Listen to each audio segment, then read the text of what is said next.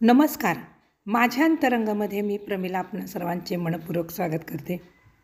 अर्थातच मी यूट्यूबवर बरंच यापूर्वी देखील असं म्हणजे पुष्कळ नंदी बैल या विषयावरती बघितलेलं आहे, ऐकलेलं आहे.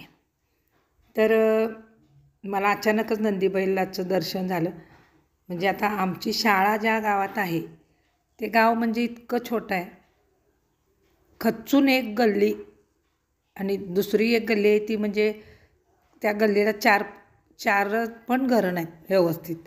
म्हणजे अशी दुसरी गल्ली अपुरी गल्ली आणि पण दुसरी पूर्ण गल्ली मोठी. असं छोटंसं हे गाव नाही, वाडी आहे. तर या ठिकाणी मला आज सकाळी मी शाळेला गेले तर नंदी बैल दिसला. म्हणजे ते जे नंदीवाले असतात की नाही, नंदी बैल हे करणारे, म्हणजे आता हे काय भविष्य नाहीत सांगत. हे काय करतात, तुमची कुळी ढाळी म्हणतात की नाही, त्यांच्याकडं तुमच्या पूर्वजांपासूनची सगळी नावं म्हणजे हे लोक सांगत असतात. तर त्यांचं मला म्हणजे दर्शन झालं, बरं वाटलं. स्त्रिया इथं शाळेजवळच आमच्या घर असल्यामुळं त्या नंदीबैलाचं पूजन करत होत्या. म्हटलं ठीक आहे बा, काय हरकत नाही.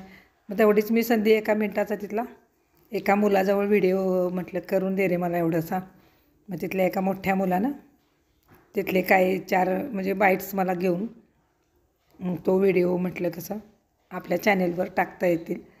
तर हे त्यांना विचारलं मी, तुम्ही कुठून आलाय? तर ते म्हटले आम्ही कोकणातले म्हणजे देवगडचे, आणि इथं वर्षानुवर्ष येतो म्हणे, आणि त्यांचे पूर्वज पण येतात. तर हा जो नंदी बैल आहे ना, आता बघा आपण जो नंदी बैल बघतो तो खूप मोठा असतो, म्हणजे खूप एकदम हायटेड. त्याची शिंगं पण वेगळीच असतात, मोठी मोठी एकदम. तर हा एकदम छोटा होता. तर मला असं वाटलं की आता आपण अलीकडे गीर गाय बघतो ना, गीर गाय ती कशी छोटीशी असते, तर त्या ह्याच्यातला हा नंदी बैल आहे की काय असं मला बघितल्याबरोबर वाटलं. तर ते समोरूनच आमच्या इकडून निघाले होते. सावली होती, 2 मिनटं थांबले. पाठीमागच्या बाजूला म्हणजे थोडीशी कामं सुरू आहेत, पण जागा नव्हती. तर म्हटलं चला, एक संस्कृती आपली म्हणजे आपल्या महाराष्ट्राची एक संस्कृती आहे. म्हटलं मुलांना जरा सांगा माहिती नंदी बैल म्हणजे. मग त्यांनी थोडंफार मुलांना सांगितलं. तर शाळेतल्या मुलांना कसं सांगतात हे काय तितकंच त्यांना कदाचित माहिती नसावं. त्यांच्या भाषेत त्या मोडकं तोडकं त्यांना जे सांगता आलं ते त्यांनी तिथं सांगण्याचा प्रयत्न केला. आणि हे सगळं बघितल्यानंतर मुलांना खूप आनंद होतो ना शाळेत.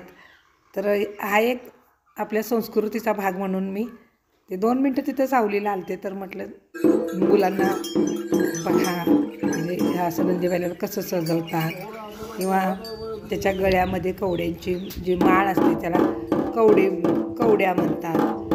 पाठीवर असते ती झूल असते, त्याचं वशिंड कुठं असतं, शिंग कशी असतात, आणि हा नंदी बैल एवढा छोटा कसा, आणि हा कधीच मारत नाही.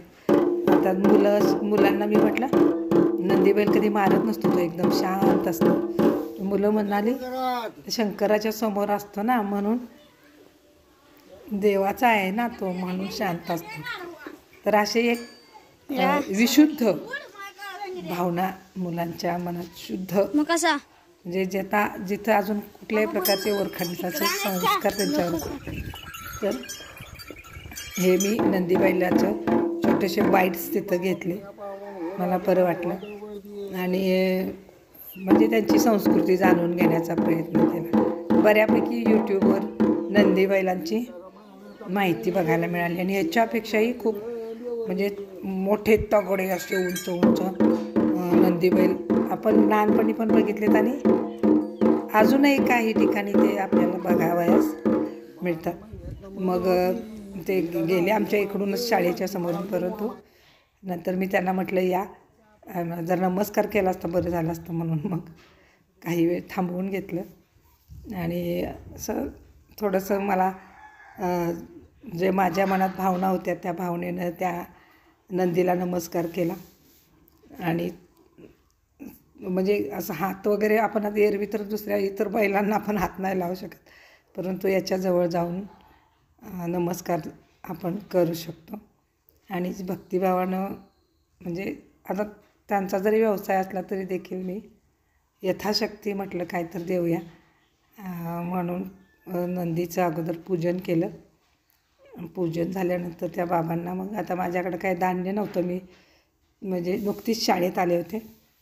मग त्यांना म्हटलं मी 100 रुपये देते, तुम्ही चहा पाणी घ्या याचं. तर बघा आपण किती रुपये देतो याचा आपल्याला फार म्हणजे हे नसतो, परंतु जो घेणारा असतो ना त्याच्यासाठी ते 100 रुपये म्हणजे एक 1000 रुपयेच्या लेवलचे असतात. कारण हे असे लोक गावोगावी जातात आणि धान्य आणि पैसे गोळा करतात. तर असा हा माझा छोटासा व्हिडिओ, अचानक दर्शन घडलं असंच मी म्हणेन. आणि जर तुम्हाला आवडला असेल